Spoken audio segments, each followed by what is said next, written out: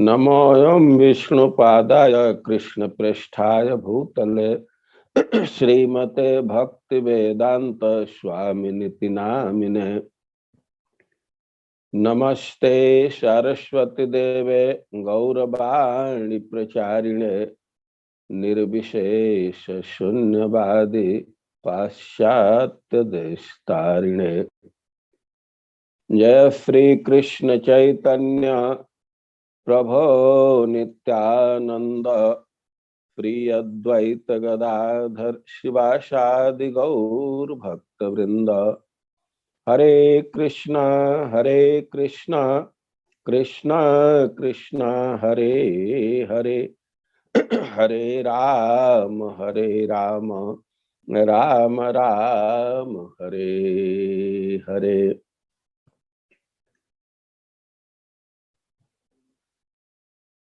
वाञ्छाकल्पतरुभ्यश्च कृपा सिन्धुभ्यैव च पतितानां पावनेभ्यो वैष्णवेभ्यो नमो नमः।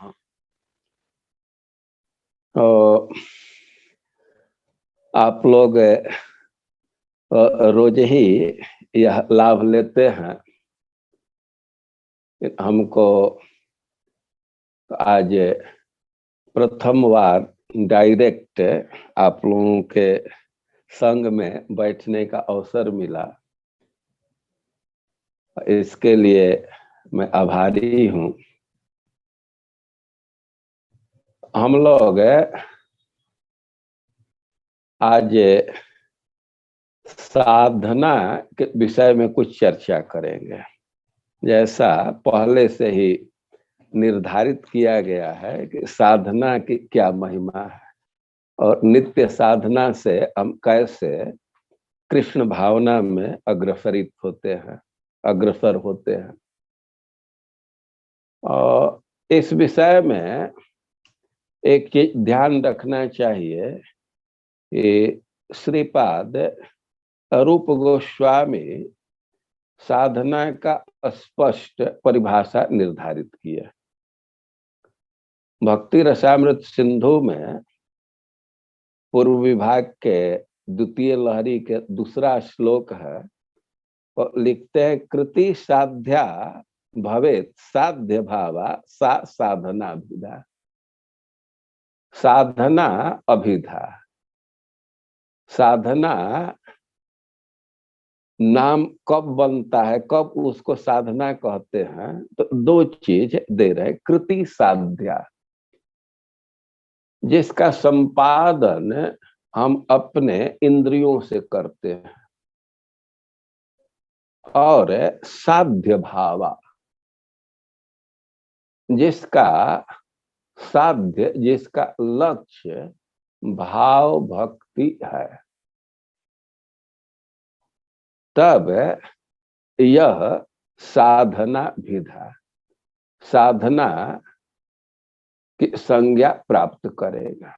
हम लोग अपने इंद्रियों से बहुत कार्य कर रहे हैं और इसके साथ ही यही इंद्रियां हैं कि इसी से भगवान की भक्ति भी करते हैं, कृष्ण का अनुशीलन करते हैं। और किसी प्रकार से कृष्ण का अनुशीलन कर रहे हैं तो बहुत अच्छा है, लेकिन सारे अनुशीलन को साधना नहीं कह सकते। साधना के लिए आवश्यक है कि उसका लक्ष्य भाव भक्ति होना चाहिए। और भाव भक्ति की प्राप्ति के लिए, कृष्ण के प्रेम के प्राप्ति के लिए हम जो अपने इंद्रियों से कृष्ण का अनुशीलन कर रहे हैं, भक्ति का संपादन कर रहे हैं, और उसको साधना कहा जाता है। अब एक प्रश्न होगा कि भाव को कैसे साधित किया जाता है, कैसे प्राप्त किया जाता है, कहाँ से प्राप्त करेंगे? तो कह रहे नित्य सिद्धस्य भावस्य प्राकट्यम हृदय साध्यता। ये जो भाव है कृष्ण का प्रेम है, इसको कहीं बाहर से नहीं लाना है, वह तो हृदय में ही है। और एक दृष्टि से कहा जाए तो यह साध्य नहीं है। नित्य सिद्ध कृष्ण प्रेम साध्य कभू न, वह नित्य सिद्ध है। उसको बाहर से नहीं लाना है, कहीं से इंपोर्ट नहीं करना है। तब फिर साधना की क्या महिमा है? तो कह रहे हैं कि नित्य सिद्धस्य भावस्य प्राकट्यम हृदय साध्यता। जो नित्य भाव है, जो नित्य सिद्ध भाव है, प्रेम है, तो हमारे हृदय में प्रकाशित हो जाए, उभर जाए, प्रकट हो जाए, और इसी को साध्य कहा गया है। बस इतना ही कार्य है हमारा कि वह प्रेम प्रकट हो जाए, जग जाए। श्रील प्रभुपाद इस बात को उदाहरण दे करके समझाए हैं कि जैसे कोई बच्चा है तो उसमें चलने की प्रवृत्ति पहले से है, वो चलने की क्षमता है, लेकिन थोड़ा अभ्यास कराने से वो बच्चा चलने लगता है। पहले से चलने की क्षमता है, फिर भी अभ्यास की आवश्यकता पड़ती है। बच्चा कुछ सहारा लेता है, माता पिता उसको उत्साहित करते हैं, तो वह चलने की क्षमता प्रकट हो जाती है। पहले तो कुछ सहारा लेकर के चलता है, फिर तिनका पकड़ाते हैं, उंगली पकड़ाते हैं, जैसे भी। तो जैसे वो बच्चे में जो चलने की क्षमता आई, तो कहीं बाहर से नहीं लाया गया, पहले से ही उसके शरीर में वो क्षमता सन्निहित है, लेकिन प्रकट नहीं है। प्रकट करने के लिए कुछ प्रयास करना होता है, अभ्यास करना होता है। और उसी प्रकार हमारे हृदय में जो नित्य सिद्ध कृष्ण प्रेम है, और उसको प्रकट करने के लिए साधना की जरूरत पड़ती है।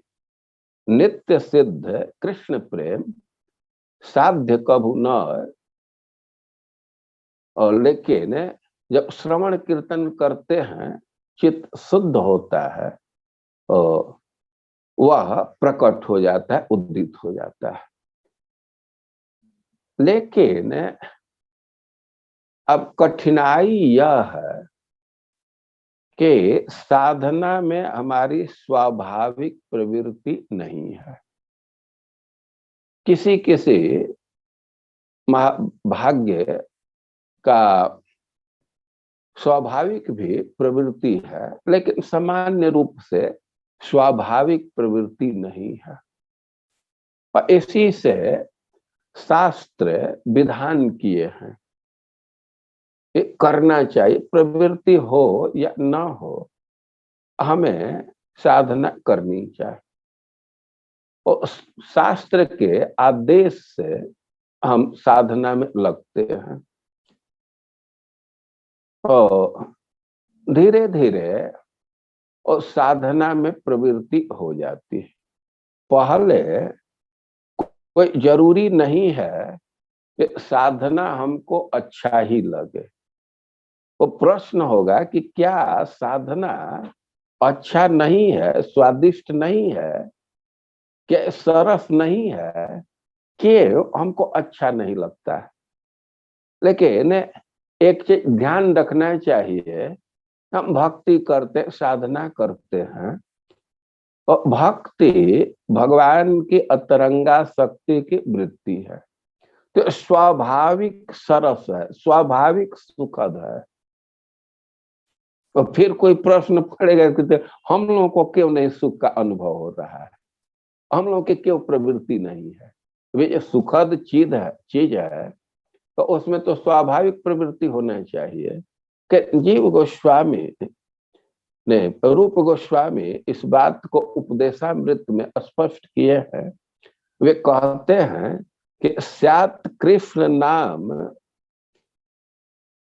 चरितादि सीताप्य विद्या पीतोपतप तरसनस्य न रोचिका नु।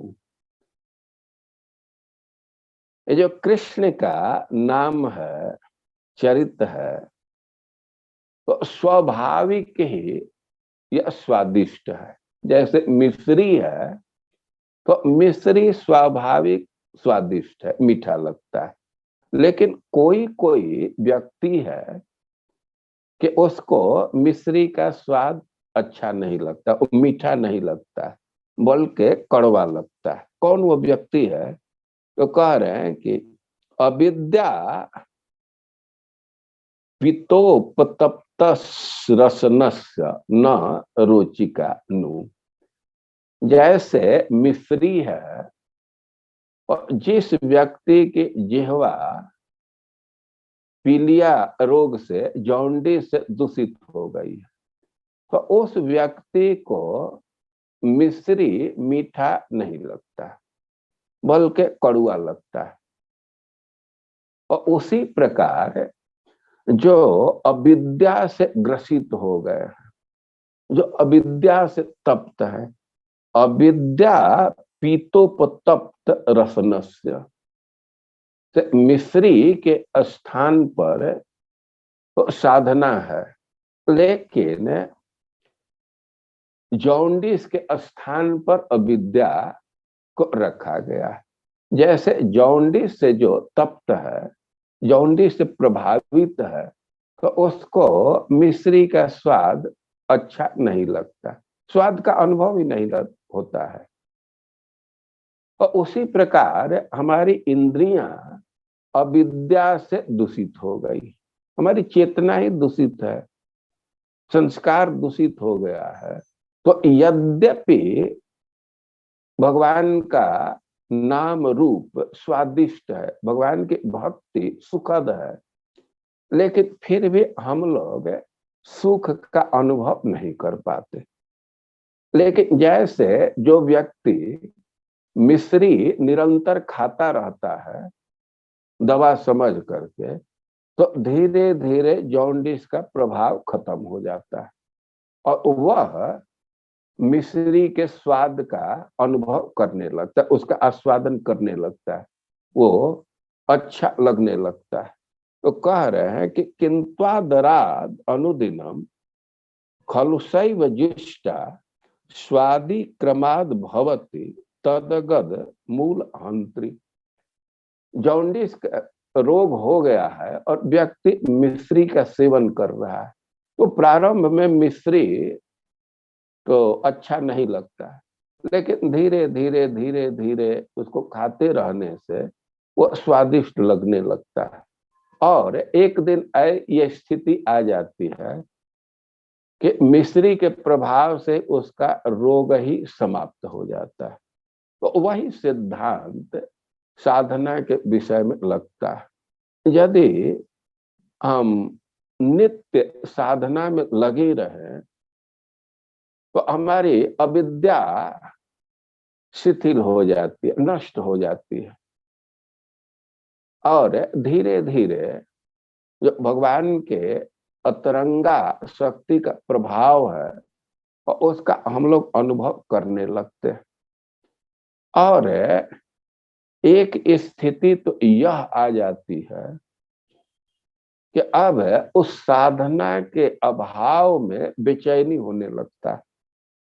अब साधना से इतनी आसक्ति हो जाती है कि साधना में कोई बाधा आ जाए, वो छूटने लगे, तो उससे व्यक्ति बेचैन हो जाता है। एक दिन तो यह स्थिति आ जाती है कि अब साधना करने में इतना सुख अनुभव होने लगता है कि व्यक्ति साध्य को विस्मृत ही हो जाता है, भूल ही जाता है।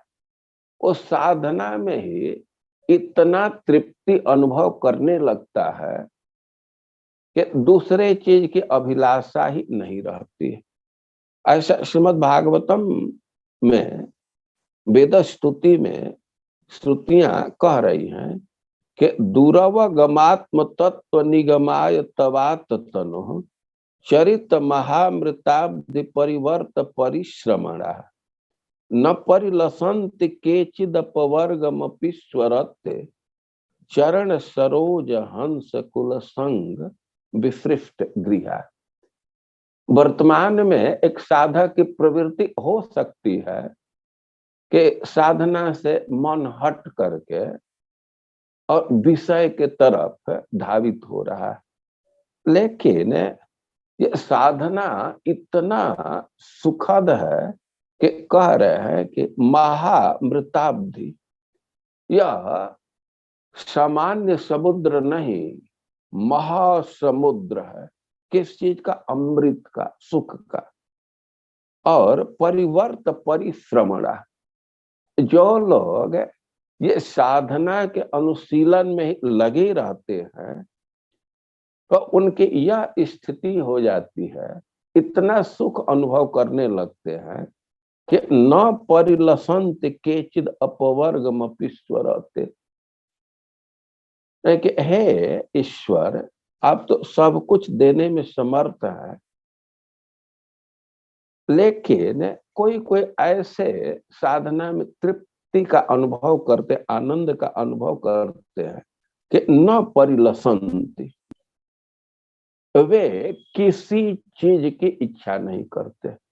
अपवर्गम अपि, संसारिक भोग की बात तो दूर है, मोक्ष के भी स्पृहा नहीं करते हैं। मोक्ष का सुख भी उनको तुच्छ लगने लगता है, फीका लगने लगता है। तो एक प्रश्न कोई कर सकता है कि अच्छा ठीक है, हम साधना करते हैं और उसमें सुख की अनुभूति होने लगती है, तो हम स्पृहा तो नहीं करते, मोक्ष की भी स्पृहा नहीं करते हैं, लेकिन पहले से जो सुख है, सुलभ है, तो उसमें तो हमारी प्रवृत्ति रहती है। तो कह रहे हैं कि ना, चरण सरोज हंस कुल संग विशिष्ट गृह, जब भक्तों का संग मिल जाता है, ग्रुप में साधना करते हैं, और उसका प्रभाव होता है कि भक्तों के संग के चलते विशिष्ट गृह, जो पहले से हमारे पास भोग की सामग्री है, भोग की सुविधा है, वह भी छूट जाता है। तो हम आगे के लिए इच्छा भी नहीं कर पाते, और वर्तमान में जो भोग की सुविधा है उधर भी प्रवृत्ति नहीं जाती। उसके पीछे कारण है कि साधना में ही अब इतने उत्कृष्ट सुख की अनुभूति होने लगती है कि दूसरे तरफ मन धावित ही नहीं होता। लेकिन अब एक चीज ध्यान रखना चाहिए कि यह एकाएक नहीं हो जाता है, और यह जो स्थिति है तो केचित कोई कोई ऐसे होते हैं कि साधना में इतना अनुभव, सुख का अनुभव करने लगते हैं कि किसी चीज की स्पृहा नहीं करते। लेकिन आवश्यकता है कि हम नित्य साधना में लगे रहें। उसका कारण यह है कि यह स्थिति एकाएक नहीं आ जाती। हम अविद्या से ग्रसित हैं, अनादि काल से अविद्या से ग्रसित हैं, और बहुत बुरे बुरे संस्कार हृदय पर छाए हुए हैं। तो उस संस्कार के रेक्टिफिकेशन में, उसके मार्जन में समय तो लगता ही है। हम साधना में लगते हैं और किसी किसी साधक के मन में एक निराशा की भावना आने लगती है कि हम इतना दिन से जप कर रहे हैं, इतना साधना में लगे हुए हैं, लेकिन कुछ प्रभाव तो नहीं दिख रहा है। और ध्यान रखना चाहिए कि प्रभाव आ रहा है, आपको दिखे या न दिखे। संत लोग उदाहरण देते हैं कि बहुत बड़ा सरोवर है और उससे थोड़ा सा जल निकाल दिए, एक गिलास जल निकाल दिए, तो सरोवर में कुछ जल की कमी का अनुभव व्यक्ति नहीं कर पाएगा, लेकिन सिद्धांततः कम तो हो रहा है, और निरंतर ही वो जल को निकालते रहे तो दिखने भी लगता है कि कम हो गया है। और भक्ति करने से, साधना करने से हमारी अविद्या का ह्रास हो रहा है, अविद्या दूर हो रही है। लेकिन अब बहुत गाढ़ अविद्या है, बहुत प्रबल संस्कार है, और उसमें समय लगता है। और नित्य साधना में व्यक्ति लगे रहे तो एक दिन यह स्थिति आ जाएगी कि भगवान का साक्षात्कार करने में सक्षम हो जाएगा। लेकिन वो माइल स्टोन प्राप्त करने में कुछ समय लगता है और डेस्टिनेशन तक पहुंचने में समय लगता है। आप लोग कार से चलते हैं तो कार को निरंतर चलाते रहते हैं तो कुछ देर के बाद कोई माइल स्टोन आता है, इतना किलोमीटर क्रॉस कर गए। और फिर कार को बढ़ाते रहेंगे तो जो हमारा गंतव्य है, डेस्टिनेशन है, वहां तक पहुंच जाते हैं। और उसी तरह नित्य साधना में लगे रहने से हम धीरे धीरे धीरे धीरे बढ़ रहे हैं। और कई एक माइलस्टोन निर्धारित किया गया है। रूप गोस्वामी श्री विश्वनाथ चक्रवर्ती पाद जी कई एक स्टेज दिए हैं, 8 उसका स्टेज बतलाया गया है। तो धीरे धीरे हम अपने गंतव्य तक पहुंच जाएंगे।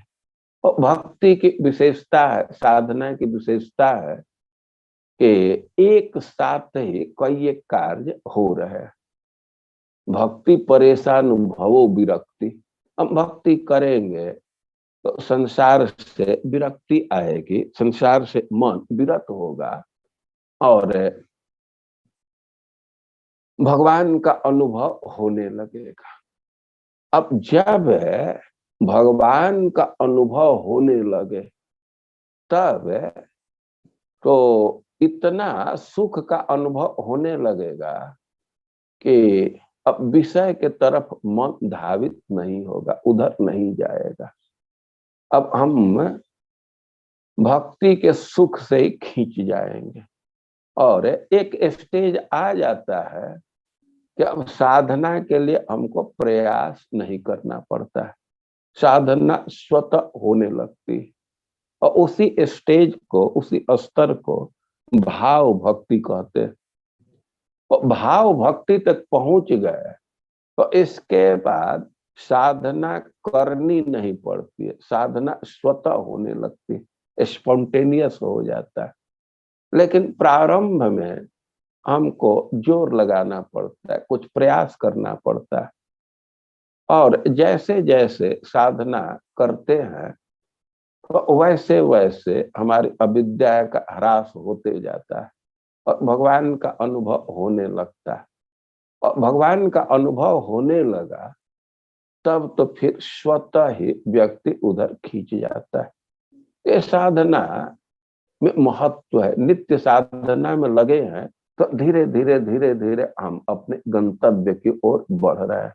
और इसलिए साधक के जीवन में निराशा का कोई स्थान नहीं है, हम अवश्य सफलता प्राप्त करेंगे।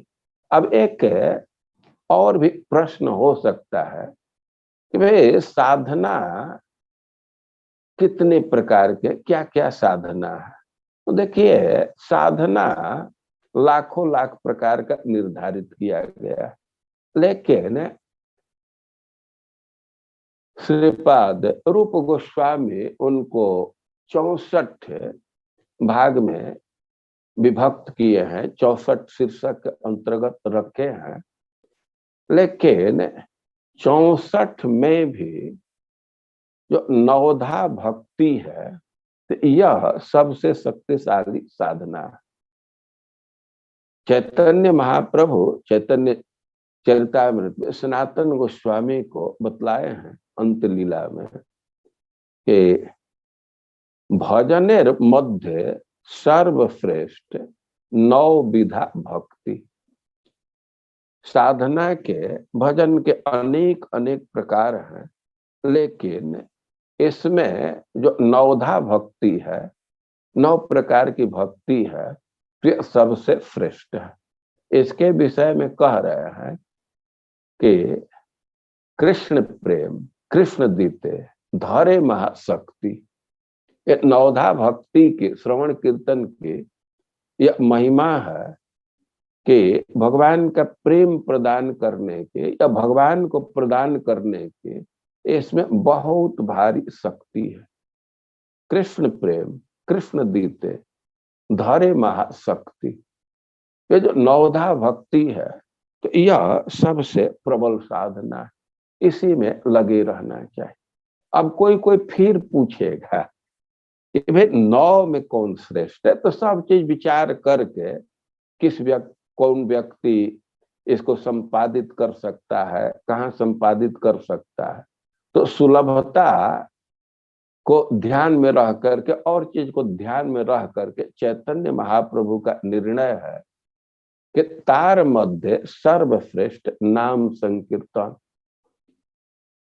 9 प्रकार के साधना में भी सबसे श्रेष्ठ है भगवान के नाम का कीर्तन करना।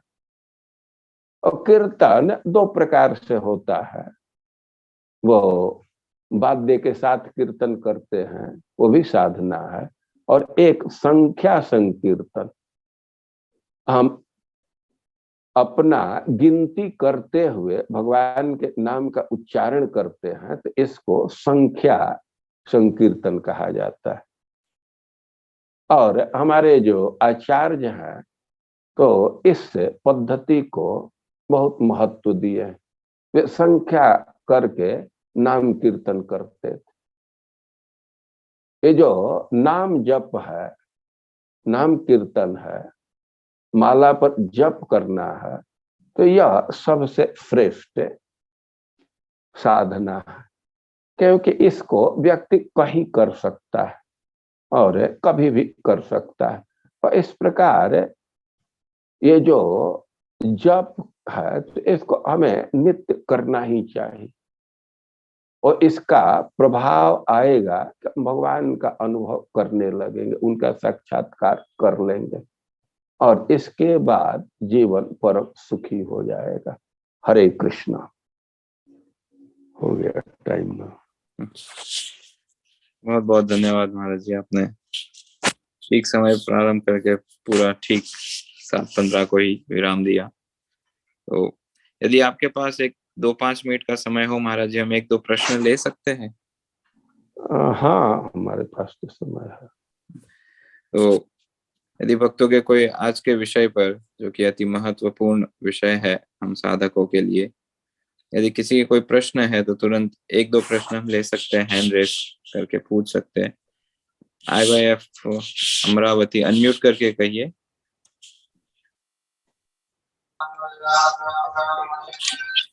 हरे कृष्ण महाराज। हरे कृष्ण। जैसे हमारे पिछले जन्मों के पाप कर्मों से या दुष्कृतों से जो साधना में विघ्न आते हैं, बाधा है, एक तो उनको कैसे समझे और उसका उपाय क्या है? कैसे जो पूर्व कर्मों की वजह से हम इच्छा होने के बाद भी हम ज्यादा भजन नहीं कर पाते हैं, तो उसका उपाय क्या है? कैसे इस विघ्न को हम दूर कर सकते हैं? देखिए, जो भजन की प्रवृत्ति है, साधना की प्रवृत्ति है, उसका 2 जगह से कंट्रोल है। एक तो हम भक्ति करते हैं, तो भक्ति के प्रभाव से ही हमारा अनर्थ निवृत्ति होता है। तो भक्ति करने से, साधना करने से ही अनर्थ समाप्त हो जाता है। अनर्थ समाप्त होगा तो हमारी भक्ति में प्रवृत्ति बढ़ जाएगी। ये जो पूर्व जन्म का पाप है, संस्कार है, तो ये अनर्थ का एक हिस्सा है, इसको दुष्कृत उत्थ अनर्थ कहते हैं। तो भक्ति करने से, साधना करने से ये अनर्थ समाप्त हो जाता है, और अनर्थ का जो मूल है अविद्या ही समाप्त हो जाता है। उदाहरण दिया गया है ना कि अब मिश्री खाने की तो इच्छा नहीं करती है, कड़ुआ लगता है, लेकिन वो खाने से ही रोग समाप्त हो जाता है। और साधना करने से जो साधना के अवरोधक तत्व हैं वे समाप्त हो जाते हैं। एक तो यह सिद्धांत है, और दूसरी बात है कि जो उन्नत भक्त हैं, जिनके चित्त की स्थिति उन्नत है, जो साधना में लगे हुए हैं, और उनके मन में यह विचार आ जाए कि इस भक्त की साधना ठीक चले, वो संकल्प उसके मन में आता है, तो इसका भी प्रभाव आ जाता है। संकल्प कर रहा है दूसरा भक्त, लेकिन उस संकल्प, उसके भक्ति का प्रभाव हमारे हृदय में आ जाएगा, उसका प्रभाव आ जाएगा। इसका प्रकट उदाहरण है कि प्रहलाद महाराज बड़े ही बुरे समाज में थे, असुरों के समाज में थे, लेकिन नारद जी के अनुकंपा से, नारद जी का उधर ध्यान था, तो उसके प्रभाव से उनका चित्त बिल्कुल शुद्ध हो गया, उसमें शुभ वासना का उदय हो रहा था, और वे हमेशा भगवान का अनुभव कर रहे थे। तो हमारे साधना का असर आता है, और महत पुरुष के कृपा का असर आता है, और उनके कोप का भी असर आता है। यदि अब हमारे प्रति उनके मन में नकारात्मक भावना आ रहा है, तो हमारे भक्ति के प्रवृत्ति को डाउन कर देगा, और उसमें शुभ विचार का उदय नहीं होगा, अशुभ विचार जगने लगेंगे, भोग की प्रवृत्ति आने लगेगी। आप जानते हैं कि सनकादि वैकुंठ में थे, भगवान की सेवा में थे, लेकिन सनकादि कह दिया, जय विजय, लेकिन सनकादि ऋषियों के कोप का प्रभाव हुआ कि उनमें क्या क्या अशुभ विचार आने लगा। ब्रह्मा जी के नियम को ही बदलना चाहते थे, और उनका नाम ही बतला रहा है कि कितनी भोग पर दृष्टि थे। हिरण्यकश्यप, हिरण्याक्ष, जिसकी दृष्टि हिरण्य पर है, सोना पर है, और एक को कह रहे हैं कि जिसका बेट ही सोना है। ये भोग के प्रवृत्ति के सूचक है। तो वैष्णवों के कोप से बचना चाहिए, नहीं तो हमारी प्रवृत्ति कुंठित होती है, भक्ति की प्रवृत्ति कुंठित होती है, और उन्नत वैष्णवों का अनुग्रह प्राप्त करते हैं, शुभ संकल्प उनके हृदय में आता है, और उसका प्रभाव हमारे हृदय पर आ जाता है। और जैसा आपका प्रश्न है कि जो पूर्व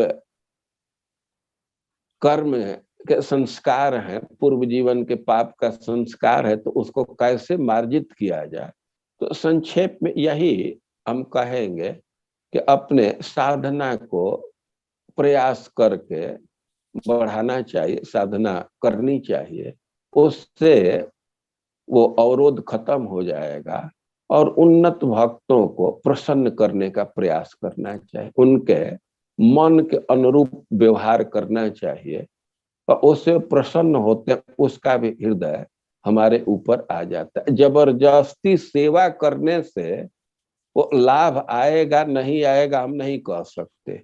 कभी कभी लोग सेवा के नाम पर बहुत तंग करते हैं, और उसका प्रभाव आएगा नहीं आएगा हम नहीं कुछ कह सकते।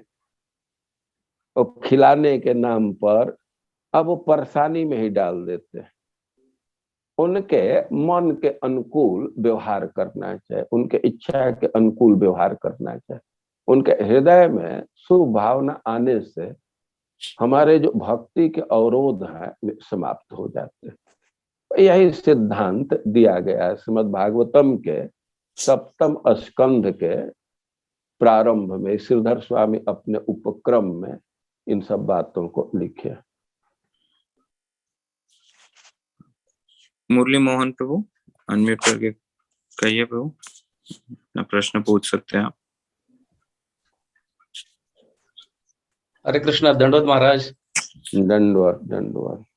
अच्छा, प्रश्न ये था कि इसको हम किस तरह से देखा जाए कि सनातन गोस्वामी को चैतन्य महाप्रभु ने अनेक साधना के प्रकार बताए, उसमें 64 अंग विशेष रूप से बताए, और उसके बाद उन्होंने कहा कि ये 5 अंग जो है सकल साधना श्रेष्ठ यही पंच अंग, और श्रीमद् भागवतम के अनुसार 9 विधा भक्ति ये भी साधना है, विशेष साधना।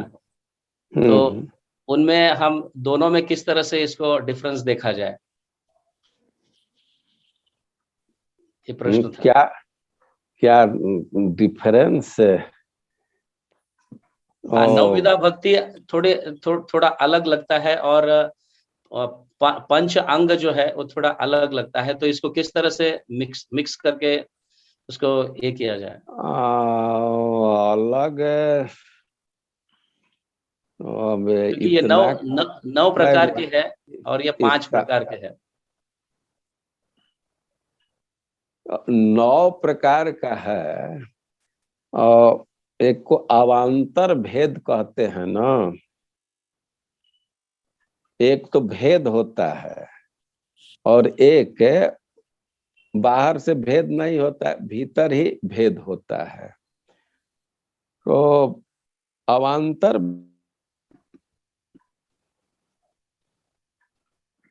तब तो 9धा भक्ति है, और एक पंच महासाधन है। और जहां तक सबसे श्रेष्ठ साधन की बात है, तो उसमें तो कोई अंतर नहीं आएगा। ये जो कीर्तन है, जप है, ते तो दोनों में है। ये 5 में भी है और 9 में भी है, तो कम से कम यहाँ तो कुछ अंतर नहीं है। यहाँ तो अंतर नहीं है ना। और जो अंतर की बात आप कह रहे हैं, तो बहुत अंतर नहीं आएगा। उसको 9 को आप 5 में डालना चाहें उसको भी डाल सकते हैं 5 के अंतर्गत ही, बहुत कठिनाई नहीं आएगी। 5 से बाहर आपका कौन जा रहा है? 9 में वो 5 से बाहर कौन जा रहा है, उसको बतलाइए, कौन अलग लग रहा है? हाँ, कुछ विग्रह अर्चना में भी कुछ बांटे जाते हैं ऐसे 9 विधा में से। हाँ, yes yes Maharaj, that is good. ये अच्छी आप ये थोड़ा सा प्रकट आप सामने बैठ करके ग्रंथ ले करके इस प्रश्न को रखें तो ज्यादा अच्छा होगा। ओके महाराज, थैंक यू, धन्यवाद। ठीक है, सामने दिख रही है चिंतामणि माता जी, इसके घर पर जाते रहते हैं मॉरिशस में। विष्णुकांति माता जी, लगभग ये अंतिम प्रश्न महाराज। हाँ, ठीक है। गुरु महाराज धन्यवाद, प्रणाम। गुरु महाराज, स्त्री भक्त के लिए संसार में जब हम भक्ति करते हैं आपके संरक्षण में गुरु महाराज के, तो जो व्याधि आती हैं, विपदाएं आती हैं भक्ति में, तो उनसे कैसे हम निपट सकते हैं?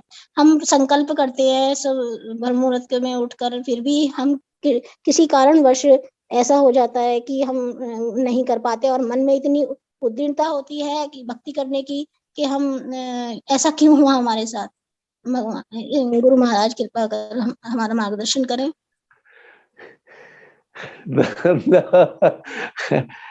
भक्ति का संकल्प रखना चाहिए, और संकल्प के साथ ही कुछ सपोर्ट भी रखना चाहिए ना। अपना संकल्प रखेंगे और गुरु का आश्रय रखेंगे, भगवान का आश्रय रखेंगे, राधा रानी का आश्रय रखेंगे, तो वहां से शक्ति मिल जाती है। तो केवल अपने संकल्प का ही भरोसा नहीं करना चाहिए। गुरु वैष्णव भगवान का स्मरण करके संकल्प करेंगी तो अवश्य ही सफलता मिलेगी। और मान लीजिए कि कदाचित सफलता नहीं मिली, तो अब मन में उद्वेग भर करके तो कोई लाभ नहीं होगा। अब एक दिन सफलता नहीं मिली तो उसके चिंता में बहुत समय नहीं व्यतीत करना चाहिए, बहुत समय नहीं बिताना चाहिए। अब अगले दिन के लिए फिर जगने का संकल्प लेना चाहिए। अरे हम लोग माया में पड़े हुए हैं ना, माया की शक्ति है, उसका प्रभाव है तो पराजित कर देती है। लेकिन अब बार बार प्रयास करने से हम माया को ही परास्त कर देते हैं। जैसे कोई बच्चा है और शुरू में तो खड़ा होना चाहता है और थोड़ा प्रयास करता है, तब तक फिसल जाता है, गिर जाता है। लेकिन वही बच्चा अपने प्रयास जारी रखता है तो खड़ा होने की बात क्या है, चलने लगता है, दौड़ने लगता है। तो वैसे ही हम एक बार असफल हुए तो पुनः अपने संकल्प को जागृत करना चाहिए। तो बार बार अपने संकल्प को जागृत करेंगे और गुरु वैष्णव भगवान से शक्ति की याचना करेंगे और धीरे धीरे हमारी अपनी क्षमता हो जाएगी कि बिल्कुल नियमित हो जाएंगे। और माया का प्रभाव है, बहुत निराश नहीं होना चाहिए। आज नहीं जग पाए तो अगले दिन जगने का प्रयास करना चाहिए। यही कर सकती है ना। ऐसे संकल्प की बार बार आवृत्ति होगी तो फिर वो दृढ़ संकल्प में परिणत हो जाएगा। भगवान से शक्ति मांगनी चाहिए, गुरु से शक्ति मांगनी चाहिए, वैष्णव से शक्ति मांगनी चाहिए। वे लोग शक्ति देंगे, आपका संकल्प दृढ़ हो जाएगा।